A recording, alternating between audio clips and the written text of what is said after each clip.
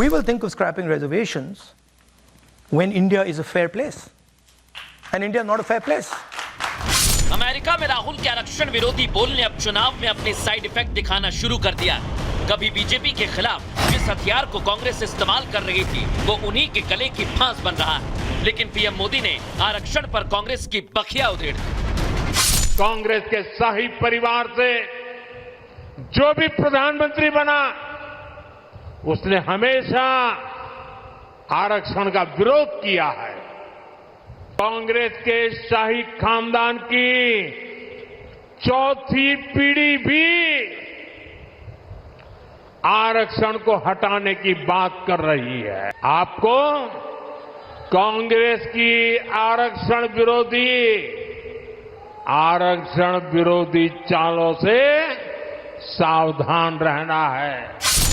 राहुल गांधी कभी आरक्षण के 50% कैप को बढ़ाने की मांग करते हैं तो कभी संस्थाओं में रेलवे में जाति तलाशते, लेकिन आरक्षण पर अमेरिका में राहुल के दिल की बात जुबान पर आ गई, जिससे सैकड़ों सवाल खड़े हो गए।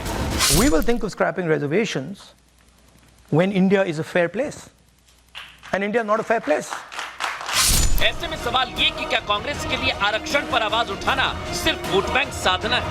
सवाल ये भी है कि देश में 60 साल कांग्रेस का शासन रहा, ऐसे में अपने हिसाब से आरक्षण क्यों लागू नहीं किया? और सबसे बड़ा सवाल ये है कि राहुल के आरक्षण विरोधी बयान से चुनाव में कांग्रेस को नुकसान होगा। पूछता है भारत। जी हाँ, पूछता है भारत। रत्नाकर त्रिपाठी जी कर लीजिए मुंह साफ, क्योंकि जरूरत है। वो कांग्रेस जो बिल्कुल ऑफेंसिव पे थी 24 के इलेक्शन में कि अरे ये बीजेपी आरक्षण के खिलाफ है, आरक्षण हटा देगी। आपके नेता जाके 7 समंदर पार राहुल गांधी जाके बोलते हैं और अखिलेश यादव चुप रहते हैं। अनुराग भदौरिया,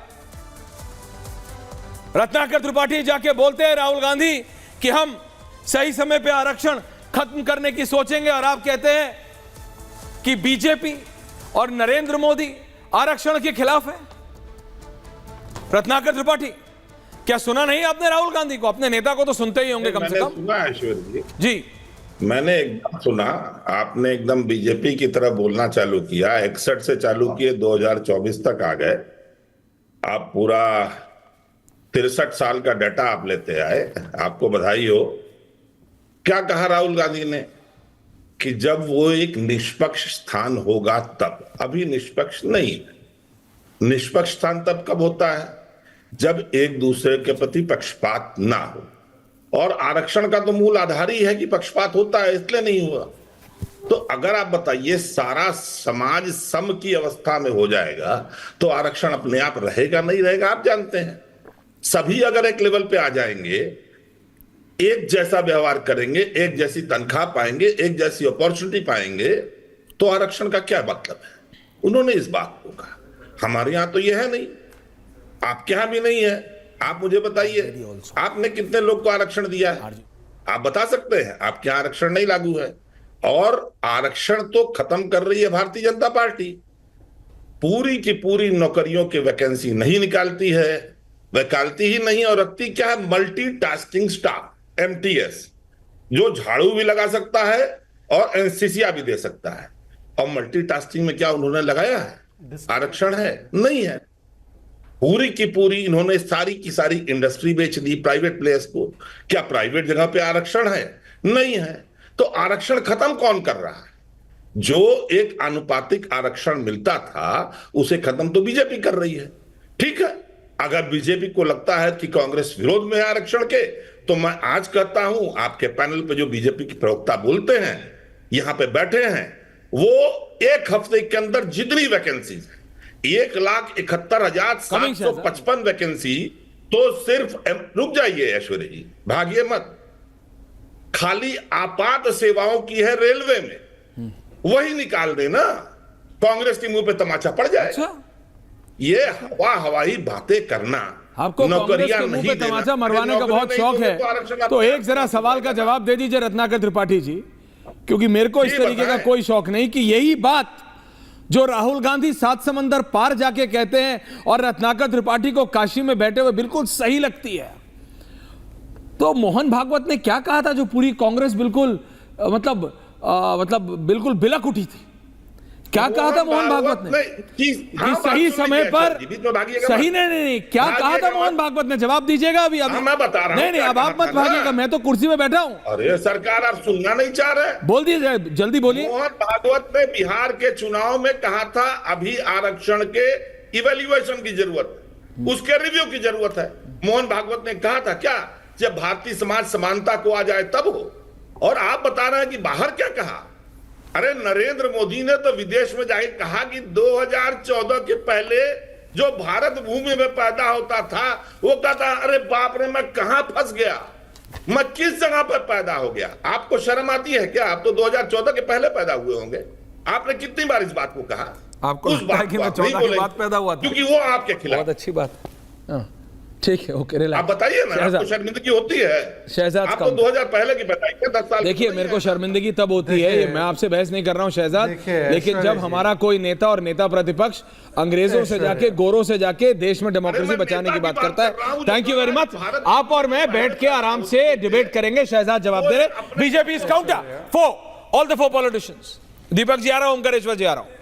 देखिए ऐश्वर्य जी, मैंने सबकी बातों को बिल्कुल ध्यान से सुना। एक तो बोला उम्मीद है कि मेरी भी बात को ध्यान से सुना जाएगा। पहले तो आदरणीय अखिलेश यादव जी एक निजी समाचार चैनल के कार्यक्रम में जब वो थे तब उनसे पूछा गया कि राहुल गांधी के इस विदेशी धरती पर दिए गए बयान पर, जिस पर बहन मायावती भी बोली है कि आरक्षण समाप्त होगा कंडीशन कैविएट लगाकर, क्या उससे सहमत है? तो उस पर आदरणीय अखिलेश यादव जी ने स्पष्ट शब्दों में कहा कि मैं इस पहली पंक्ति से इत्तेफाक नहीं रखता।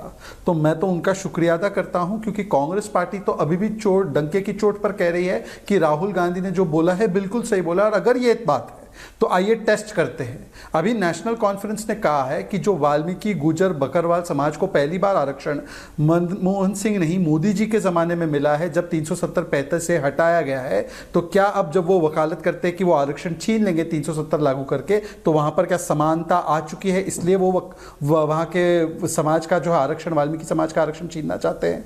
दूसरी बात, हाथ कंगन को आरसी क्या, पढ़े लिखे को फारसी क्या? एक आपकी हरियाणा में दलित की बेटी है कुमारी शैलजा, उनको घोषित कर दीजिए कि आप मुख्यमंत्री पद का दावेदार उनको बनाएंगे। वो तो कह रही है मुझे चुनाव लड़ने दो, तो राहुल गांधी की टीम बोलती है हाउ डेयर यू। तीसरी बात, तेलंगाना में कांग्रेस का ऑफिशियल स्टेटमेंट था हम दलित मुख्यमंत्री बनाएंगे, बनाया उस रेवांत रेड्डी को जिसने कुर्मी समाज के और बिहार समाज के लोगों के डीएनए पर बहुत सारे सवाल उठे। अब चलिए मैं बिहार पर बोलूंगा तो फिर कंचना जी कुछ बोल पड़ेंगी, तो मुझे लगता है कि उस विषय से आगे बढ़ते हैं। चौथी बात, 1961 में तो आपने बताया नेहरू जी ने विरोध किया था आरक्षण का। उन्होंने ये कहा था सेकंड क्लास बन जाएंगे। 80 से 90 मंडल का विरोध इंदिरा जी, राजीव जी ने किया था। 6 सितंबर 1990 को राजीव गांधी ने विरोध किया था। बुद्धुओं को आरक्षण का जो है लाभ मिलता है, ये भी राजीव गांधी ने कहा था। पर केवल यहां पर नहीं, आज के जमाने में क्या हो रहा है, जब यूपीए की सरकार आई 2004 से 14 के बीच में, उन्होंने वकालत की थी कि एससी एसटी ओबीसी के आरक्षण से छीनकर मुस्लिमों को दे दिया जाएगा। सलमान खुर्शीद का ऑफिशियल बयान है। फिर कर्नाटक में जैसे सरकार आई उन्होंने ये किया, मुस्लिमों को दे दिया ओबीसी आरक्षण। बंगाल में आज सुप्रीम कोर्ट में मामला चल रहा है जहां पर 77 कास्ट में से 75 कास्ट ओबीसी की मुस्लिमों को दे दिया और वो हाईकोर्ट ने क्वॉश किया है। इसके अलावा जामिया एएमयू से आरक्षण समाप्त किया। अब मैं सिर्फ एक सवाल पूछना चाहता हूं, जामिया एएमयू में समानता आ गई थी इसलिए वहां पर एससी एसटी का आरक्षण समाप्त किया क्या? और लास्ट बात मैं पूछना चाहता हूं, केवल आरक्षण नहीं, 14,000 करोड़ दलितों का कर्नाटका में लूट लिया गया और डाइवर्ट कर दिया गया। तेलंगाना में एससी एसटी का बजट 22,000 करोड़ था, उसको काट कर 7,000 करोड़ कर दिया और मदरसे का बजट उसको 2 गुना कर दिया गया। तो एक बात स्पष्ट है कि ये आरक्षण समाप्त करके देना किसको चाहते हैं? वोट बैंक को देना चाहते हैं। इसलिए मैं आज स्पेसिफिक पूछना चाहता हूं, जामिया एएमयू में समानता आ गई है इसलिए आरक्षण समाप्त हुआ क्या एससी एसटी का? ये कंचना जी बोलेंगी, मुझे उम्मीद है, अनुराग जी बोलेंगे, मुझे उम्मीद है, क्योंकि दोनों मेरे भाई बहन बहुत ही पढ़े लिखे और विद्वान प्रवक्ता है, तो इसका जवाब मेरे को